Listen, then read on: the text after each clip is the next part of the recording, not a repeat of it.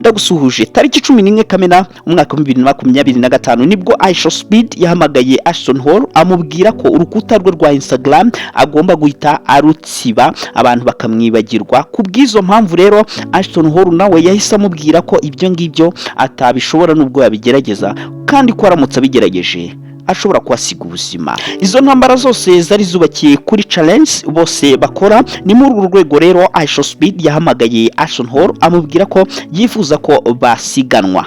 Ashton Hall yahise amubwira ko ari tayari, ko niba bishaka yaza bagasiganwa. Muri urwo rwego rero bahuriye kuri paki, hanyuma batangira kwirukanka. Speed asiga Ashton Hall inshuro zigera muri enye zose. Iya mbere Ashton Hall yamubwiye ko asikiye, barongera bamuha amahirwe yo kwirukankana, barongera barasiganwa, arongera aratsindwa. Ariko muri urwo rwego ntabwo ari cyo nshaka kugarukaho, ahubwo se ninde ufite amafaranga menshi kurusha undi hagati ya Ashton Hall ndetse na Speed? Yino yitwa Kingdom JBTV, ibiganiro byose ni hano biba nta handi. Njye nitwa Bombiva, ngwaye ikaze.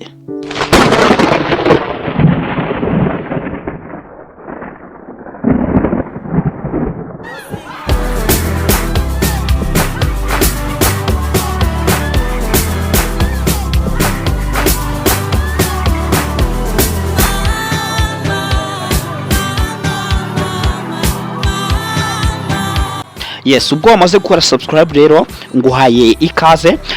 Ni ikiganiro rero ngiye kukubwira hagati y'abagabo babiri b'abanyamerika, Speed ndetse na Ashton Hall. Bose rero akaba ari abirabura, bose rero bakaba bakina icyo twita challenge. Buryo ki usanga buri kantu kose mbese bagakora, ugasanga nyine barimo babifiringa neza, kandi bose n'abasore. Hagati rero y'aba bagabo babiri bahuye inshuro imwe, bahuye tariki 20 bahuye mu mwaka wa 2025 tariki 11.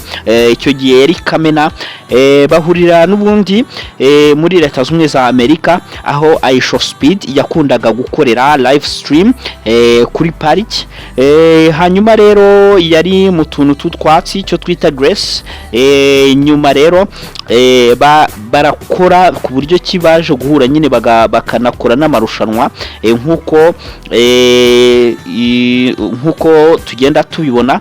Hanyuma baje ndetse no kuba bava no muri ibyo byatsi bagera ku muhanda upavomye, cyo bitwita kaburimbo, banyuraho bakomeza bagenda.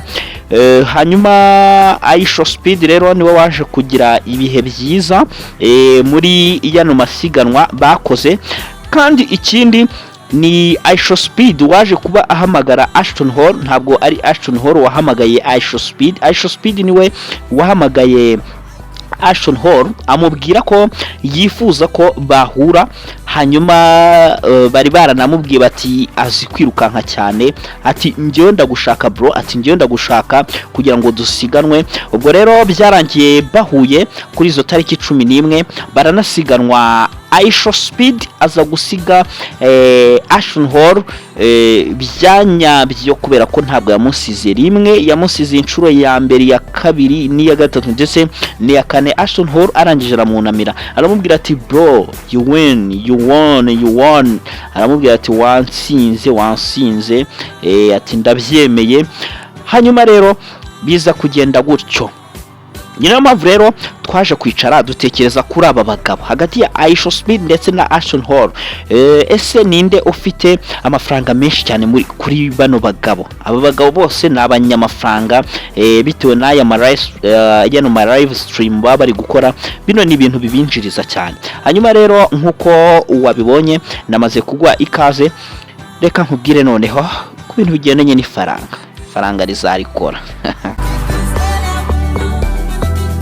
Hanyuma duhereye kuri Ashton Hall, umutungo we urabarirwa hagati ya miliyoni 2 ndetse na miliyoni 10 z'amadolari. Ubwo ni amafaranga y'amanyamerika, bitewe n'isoko cyangwa se urutonde rw'urubuga dusangaho aya makuru rwitwa Forbes, rw'abahanzi. urunguru rero ni rwo rwerekana neza. Ubwo rero runo rubuga rwa Forbes ni urw'abahanzi, rukaba rero rugaragara kuri internet, rukaba rugaragaza ko Ashton Hall yinjije hafi agera kuri miliyoni 10 z'amadolari mu mwaka wa 2026, ariko ibyo sibyo bingana n'umutungo we, cyo twita net worth. Ubwo rero kugira ngo ubyumve neza, umutungo wa Ashton Hall ntabwo bivuze ngo muri uyu mwaka wa 2026 ngo aya mafaranga niho yavuye. Ni umutungo muri make, muri rusange ni umutungo afite. Uyu mutungo we rero ubarirwa muri miliyoni 10 z'amadolari. Ibi ngibi rero tukaba tubikesha urubuga rw'abahanzi rwitwa Forbes. Reka rero duhita tujya kuri iShowSpeed, cyamamare kabisa, cyamamare mu bintu bigendanye na challenge. Reka wo turebe uko ahagaze. Mu makuru dukesha Forbes, iki kinyamakuru rero kivuga ko iShowSpeed, uyu muhungu rero wirwanyeho, iShowSpeed, uyu muhungu ukunda Cristiano Ronaldo byo gupfa, iShowSpeed ukunda Ronaldo, nongere mbisubiremo, iShowSpeed rero ni umustar ukomeye rero, ni umustar ukomeye cyane rero. Umutungo we ukaba ubarirwa hafi miliyoni 35 z'amadolari y'amanyamerika. Ubwo nubwo hari abantu bashobora gutanga ndetse n'amafaranga menshi aruta zino miliyoni 35 z'amadolari, uyu mugabo ashobora kuba atunze. Ni umuherwe rero, ni umukire. Ubwo byumvikana neza ko akubye inshuro 3 amafaranga Ashton Hall afite yose.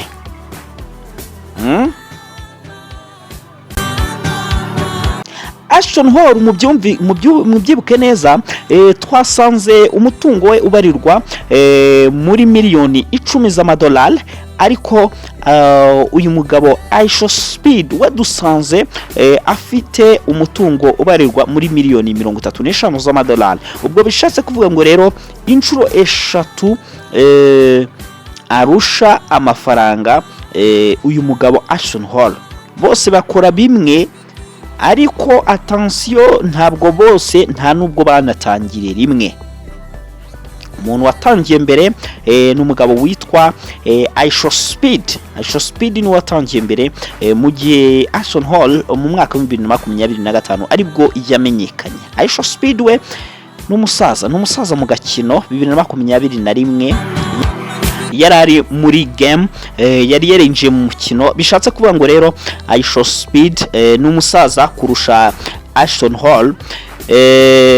Ubwo rero amafaranga y'aba bagabo rero akaba ari uko nguko biba bimeze. Ni no mpamvu rero ubusanga no mu miterere yabo hari icyo byongera, ariko umunyabuntu, umuntu ufasha abantu kabisa, ugasanga nyine abantu bamwishimiye cyane ni Ashton Hall.